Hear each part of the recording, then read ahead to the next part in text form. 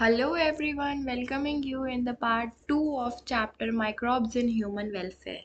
तो आज का टॉपिक है हमारा माइक्रोब्स इन इंडस्ट्रियल प्रोडक्शन की इंडस्ट्रीज़ में माइक्रोब्स हमारे कैसे यूज़ आते हैं। तो सबसे पहले मैं आपको बता देती हूँ क्योंकि इंडस्ट्रीज़ में अपन जो वर्क करते हैं वो बड़े बड़े वेसल्स में करते हैं। तो बड़े बड़े वेसल्स को अपन क्या कहते हैं?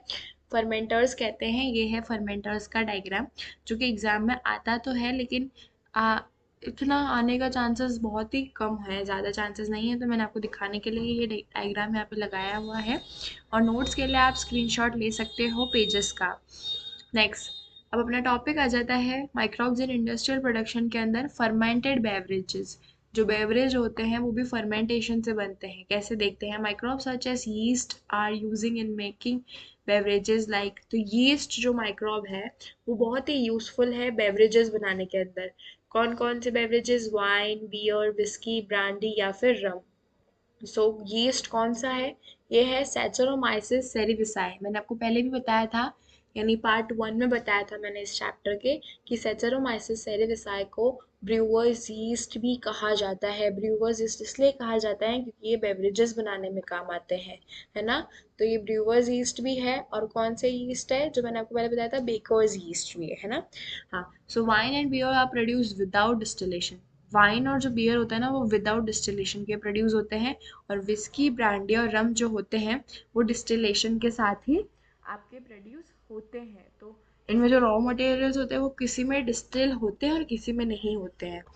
नेक्स्ट, अब अपन पढ़ने वाले हैं इसी के अंदर एंटीबायोटिक्स। एंटीबायोटिक्स क्या होता है? एक ग्रीक वर्ड है जिसका मतलब होता है against and bio means life. ठीक है, तो एंटीबायोटिक्स का मतलब क्या होता है? एंटी मतलब अगेंस्ट और बायो मीन्स लाइफ। टुगेदर ये मिलके बनाते हैं अगेंस्ट लाइफ। अगेंस्ट लाइफ अपने नहीं, अगेंस्ट लाइफ टू अपने जो भी डिजीज कॉजिंग बैक्टीरिया है उनके अगेंस्ट, ऑर्गेनिज्म के अगेंस्ट। लेकिन अपने रेफर्स में तो वो प्रो लाइफ कहा जाता है, नॉट अगेंस्ट। ठीक है, तो ये याद रखना, प्रो लाइफ है। ठीक है, तो एंटीबायोटिक्स की डेफिनेशन क्या होती है? ये होती है, these are chemical substances which are produce by some microbes and can kill or retard growth of other microbes. ठीक है, तो सबसे पहली एंटीबायोटिक कौन सी थी? तो बहुत ही जनरल चीज़ है, पेनिसिलिन थी, है ना। तो अलेक्जेंडर फ्लेमिंग जब वो वर्क कर रहे थे ना, स्टेफाइलोकोकाई बैक्टीरिया का नाम है, तो उन्होंने अपने अनवॉश्ड कल्चर प्लेट में देखा कि स्टेफाइलोकोकाई जो है वो ग्रो नहीं कर पा रहा है। क्यों ग्रो नहीं कर पा रहा है?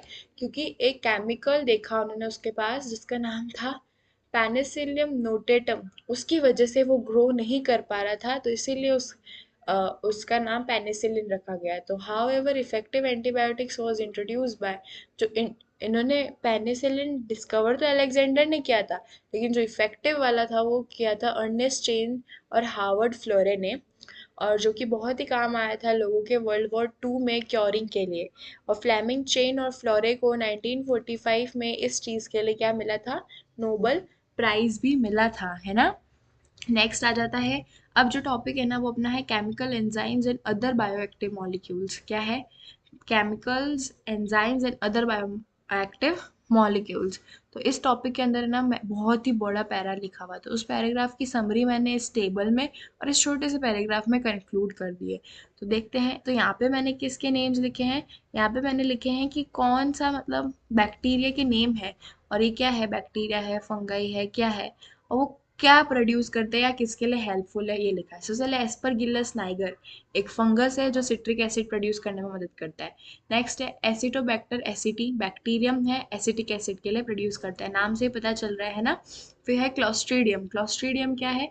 ये भी बैक्टीरियम है। क्या प्रोड्यूस करता है? ब्यूटेरिक एसिड प्रोड्यूस करता है। लैक्टोबैसिलस जो पहले पढ़ के आ चुके हैं, जो कि क्या होता है, मिल्क कर्ड में कन्वर्ट करने में काम आता है ना, वो भी एक बैक्टीरियम है। और क्या प्रोड्यूस करने में वर्क आता है? लैक्टिक एसिड, है ना।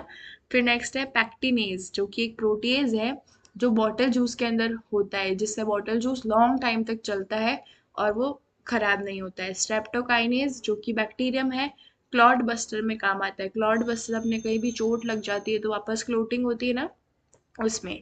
साइक्लोस्पोरिन ए एक फंगस है जो इम्यूनोसप्रेसिव की तरह काम आता है। जैसे ही अपन कोई भी ट्रांसप्लांट करते हैं ऑर्गन, तो अपन को इम्यूनोसप्रेसिव करना पड़ता है ना, ये अपन अगले चैप्टर में पढ़ने वाला है।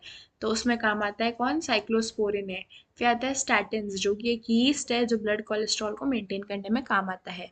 ठीक है, तो अब यहाँ पे कुछ और भी चीज़ें जैसे कि लाइपेज जो कि यूज़ आता है डिटर्जेंट के अंदर, तो ये भी है एक लाइपेज। इम्यूनोसप्रेसिव जो यहाँ पे साइक्लोस्पोरिन ए देता है ना, वो इज प्रोड्यूस बाय फंगस, उसका नाम क्या है, ट्राइकोडर्मा पॉलीस्पोरम। क्या नाम है, ट्राइकोडर्मा पॉलीस्पोरम।